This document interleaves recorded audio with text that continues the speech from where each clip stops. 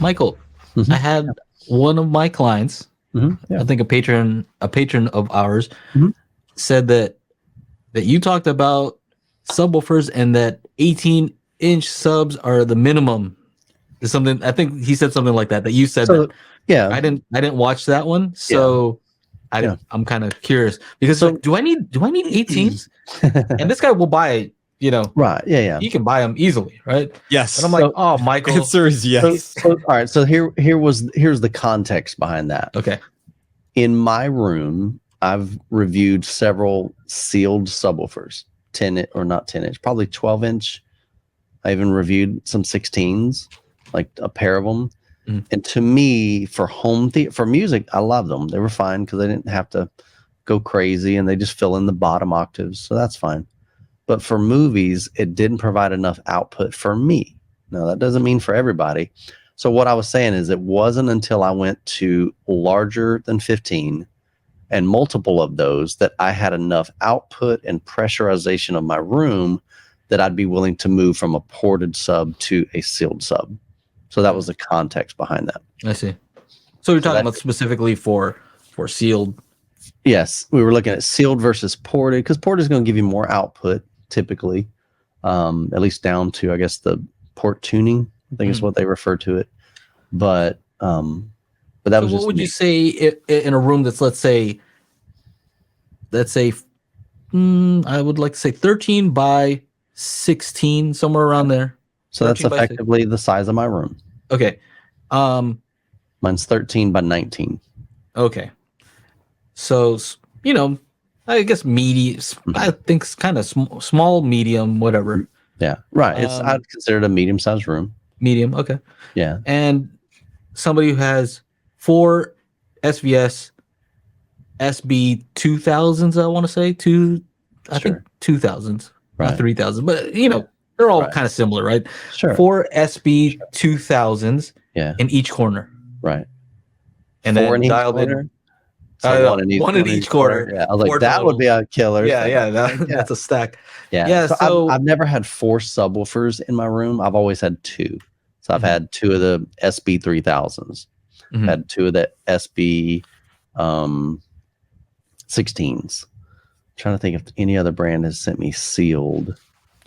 I think it's important to say though, do you usually place them where your subs currently are, like at the front of the room and the 2/3 on the 1/3 and the 2/3 spot? So they've been in different places in my setup. So sometimes I'll have them off to basically. So part of it, I have to put my subs into my room because I've got the cabinet. I'm not taking all my stuff down and putting it up there. Yeah. So usually they'll either go in the front left and front right of my room. Sometimes I'll put one in, say, the front right, and I'll put it in the rear room. So it just really depends. I mean, I don't have like a set standard. So, and my room's not ideal because I don't have the ability to utilize the entire room. I can't use the very front corners of my room because my cabinet's there. Yeah, it's just that you've heard some pretty crazy setups, right? Yeah. And so to me, in my mind, for most listening levels, even up to if you're crazy enough to listen at reference level, I think 4 SB 2000s can get you to that level. He doesn't on the weekdays. Right? Weekends, it's reference level. It depends on if Jessica's here or not. She's not here. Crank it up. RLW, reference level weekend. Nah. Yeah. So I don't know. I just imagine four of those subs. Yeah. One in each corner, dialed in, is going to give you enough bass. Yeah. Because those are what? Are they 12s? So you'd have 4 12s? 4 12s. Yeah. I'm thinking that's going to be. And I don't know what the surface area of that would be compared to like 2 18s, and how much pressure that they would, you know what I'm saying? I would think. I would almost think 4 12s would be, I don't know. It might not be bigger than 2 18s. No, I'm not saying it's bigger. I'm saying similar. Right. I don't know. I'm totally guessing on that. See, I don't know. I haven't rocked 2 18s, but I love it. I'll be honest with you, man. And every time, and I guess what I also shared is, I went from 10-inch Velodyne to a 15-inch Velodyne, and I was like, holy cow. Like, that's amazing, man. Then I went from 115 to 215s. That was cool, but I mean, you're just adding a little bit of extra SPL. It's not a major difference. Then I went to 415s, a totally different brand. Again, just a little bit more SPL, but pretty much the same measurement. But then when I went to 18s, it was a whole different world, because partly I'm now digging down to low end extension that I've never experienced in my life. With my clips, I was down to 20 hertz, and that's it. I mean, it dropped like a cliff, boom, straight down. So now I'm experiencing down not to 20 hertz, but I'm down to 5. And so it's a whole different world to me. So, and that's hard to do with a 12-inch sub. Yeah. I don't know. I guess I'm of the mindset, below 16 hertz. So, you can get 16 hertz pretty decently with some. Yeah, you should be able to. Yeah. So 16 hertz, right? So what's the difference between, let's say, 16 hertz and 8 hertz, right? How much content is there? Yeah. And also, for that deep of a bass, it's all tactile. And it's almost like at that point, why wouldn't I just rather go with something like a tactile transducer to produce 100%. Those super low frequencies? Absolutely a great option. So if you want to take those low frequencies and kind of supplement that in your theater by using some tactile transducers, absolutely, that'd be a great combo. So 100%. Yeah, I was just wondering if you really believed that, in certain rooms, in an ideal room where you could, because the corner placement's a big difference between corner placement and like mid-wall placement is a huge difference in output. Yeah.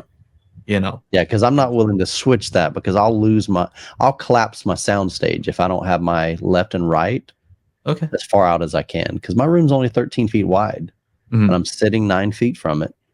And most people will tell you, they're like, normally I would recommend putting your mains outside of your screen. But because I sit so close, they're like, honestly, you're good to go. That's a great placement for them. But if I were to put them inside that and put my subs on the outside, wouldn't work. I was just wondering if you've ever experienced a home theater system where they did have a setup like that. Yeah. Because you've been to so many. I have. Right? Where it was a similar size room. Yeah. Corner loaded with that type of configuration with the SBS. I can't recall thinking man, I wish it had more bass. Yeah. Well, there's quite a few that I wish that, but yeah, I know. Again, I know you say it right away too. I enjoy more bass. I enjoy. I mean, think about it. I went to $1 million home theater, phenomenal home theater, and it had 2 subwoofers, and these are big bad boy subwoofers. But to me, I felt it a little bit, but I really want to feel the impact. I mean, and here's my thought. If I were in an environment where there was that, let's say there's an explosion that happens on screen, maybe a tank blows up, like completely explodes. Are you just going to hear that if you were that distance from the tank? Or are you going to feel that blast? I mean, you're going to feel some, you know what I'm saying? So that's what I'm trying to replicate inside a home theater. And that's what I would love to do. So if I can feel that, and that's where those tactile transducers would come in, you would feel that. I mean, it would vibrate your body. It would vibrate whatever you're sitting on, whether it's a theater seat or a couch. So absolutely, that would help too. So yeah, I don't know, but and the further it's kind of like one of these things. But I've just never gone back. Every time I went up to a bigger subwoofer, I'm like, I want to go back. I reviewed some 12-inch, and I'm like, they just don't hit the same way. They don't hit as low. They don't have as much impact. But that's just me. And the great thing is you got to figure out what works for you. And some people, they don't want a whole lot of bass. They don't want to be impacted as much, and that's okay. What's too much bass for you? I can tell you, I've done a couple of home theater tours, and even at Mway, we did some home theater tours with the VIPs, and one of the gentlemen, he prefaces it. He goes, I normally don't listen to it. I normally don't boost it this much or listen to it like this, but so it's going to be insane. And oh my gosh, it was a roller coaster, and it's a fun demo, but there were plenty of people going, hey, can we maybe try that at what you normally listen to it as? Because he had 818s up front. I think he had like 12 12s for I'm serious, man, it was nuts. He has a 12-inch subwoofer for near field attached to the back of the seat. Like it's on a piece of plywood and attached. So you got tactile transducers there. On top of that, you're sitting on a Boss platform. So I remember that one. The whole dang couch is doing this. And I mean, your teeth are rattling.